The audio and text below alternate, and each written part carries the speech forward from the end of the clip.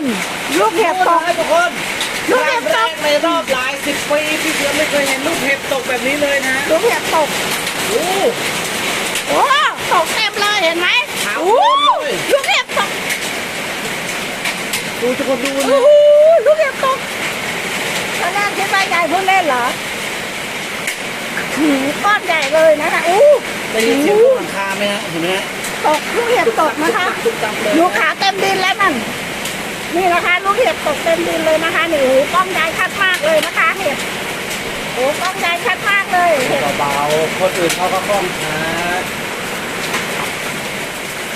โอ้ยอยากเอาไปเก็บจังเลยอ่ะ พี่เสือไม่เคยเห็นนะฮะลูกเห็บเลยหลายสิบปีแล้วเอาตรงๆนะ เดี๋ยวยายจะไปเก็บลูกเห็บนะร่มอยู่ไหนเนาะยายจะเอาไปเก็บลูกเห็บโอ้เยอะเลย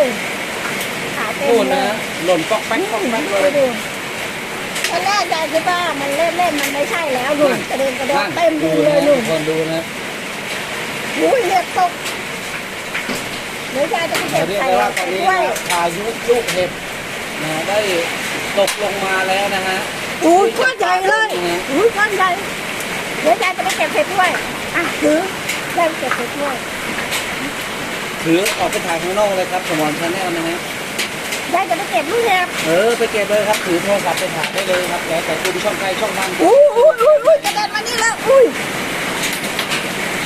กระเด็นกระดอนเลยเห็บตกนะคะขาวกระเด็นไปที่นี่นเลยเห็บขาวเต็ม เยอะขนาดนี้เลยเหรอ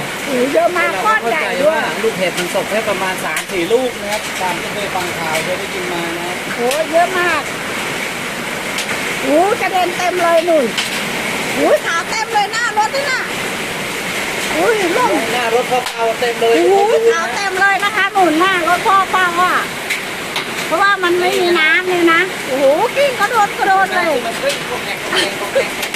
ลูกเห็บกระเด็นกระดอนนะคะลูกเห็บอยากไปเก็บจังเลยอ่ะหน้ารถพ่อเปากระเด็นเต็มเลยนะคะถ้าล่มอยู่ยายออกไป ห นะ น้ารถพ่อเปาจะเห็นชัดมากเลยนะว่าเยอะจริงๆ เพราะว่าตรงนั้นมันไม่มีน้ำฝนไงขาวเต็มเลยนะคะ เดี๋ยวพี่จะไปดูที่หลังร้านนะฮะ กระเด็นยายจะเอาไปเก็บยังไงเนี่ย ไม่ได้นะฮะ ออกไม่ได้ พายุสาดน้ำเข้ามาแรงมากเลยนะครับ ได้อยากออกไปเก็บเห็บแล้วนี่แต่มันไม่มี เปิดไม่ได้เลยนะตรงนี้นะ เห็บตกกระเด็นกระดอนเต็มไปหมดเลยนะคะรถของรถพ่อเปาจะเห็นชัดว่าก้อนใหญ่มากเลยกระเด็นนะคะตรงไหนน้ำท่วมมันจะไม่เห็นนะคะ มันจะเห็นเฉพาะตรงที่มันมีน้ำนะคะแอนเก็บแล้วนะเห็นไหมแอนเก็บลูกเห็บแล้วยายอยากออกไปได้กิน แทน หน้า ที่ ตา ไปเก็บลูก นะ เห็บนะฮะตอนนี้นะครับ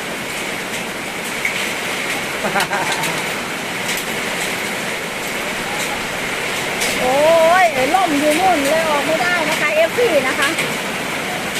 ยายก็อยากออก ท้อง ไป ฟ้า นะ นะมืดตึ๊บเลยนะคุณ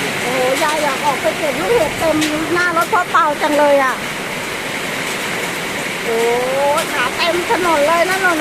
นขาเต็มเลยนะคะ ไม่คาดคิดเลยนะว่าจะพายุแรงขนาดนี้ เห็บตกนะคะเห็บตก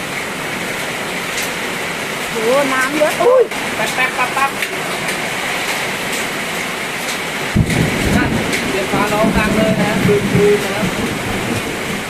ลูกเห็บเม็ดใหญ่เลยนะคะ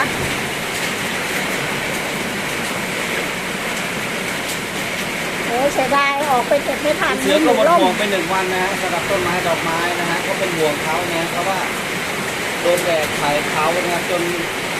ร้านกาแฟนู่นนะคะร้านกาแฟบ่าวนู้นนะคะบ่าวนู้นกับหนุ่มมืดนะคะอยู่2 คนนี่นะคะ นี่เลยครับผมอัปเดตล่าสุดนะทุกคนนะดูคลิปอื่นดูโฆษณาเจ้าหนังนี่นะครับสวัสดีครับผม